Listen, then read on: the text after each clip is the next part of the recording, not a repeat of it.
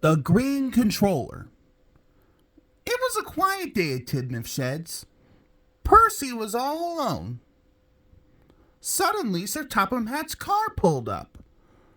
Percy was very surprised to see Lady Hat.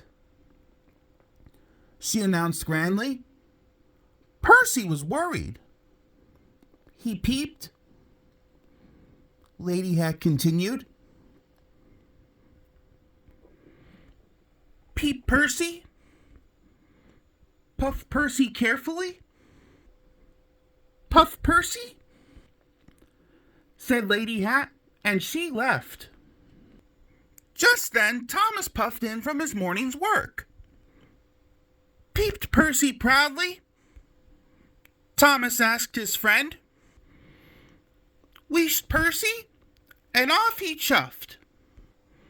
Percy found Gordon first. Puffed Percy. Gordon was surprised.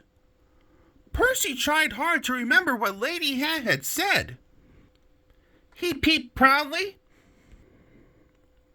Huffed Gordon. Percy had a lot to do and a lot to remember. Next, Percy found James at the washdown. He peeped. James gasped. He whistled weakly. Percy said sternly. Snorted James. Percy tried to peep boomingly. And then Percy puffed off. Next, Percy found Toby. He told him. Toby asked. He was very puzzled. Peep Percy boomingly. Percy felt very important.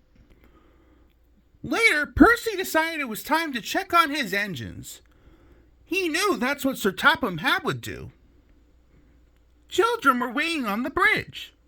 Percy peeped hello. But the children were looking down at the track.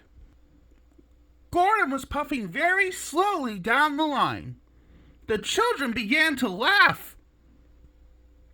They cried. Then James stopped at the signal. The children laughed again. They called. Finally, Toby huffed in with the heavy express. He was very tired. Gordon, James, and Toby could hear the children laughing, and they saw Percy watching.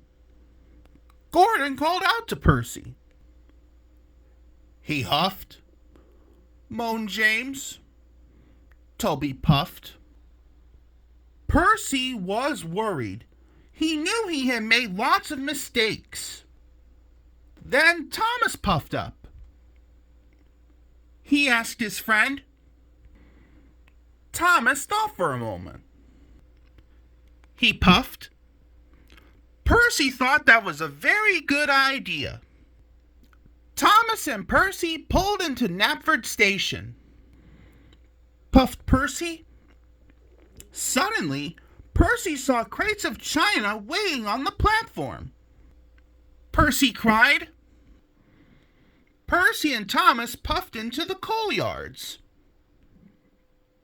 Percy said slowly, there were lots of grumbling coal cars waiting to be shunted.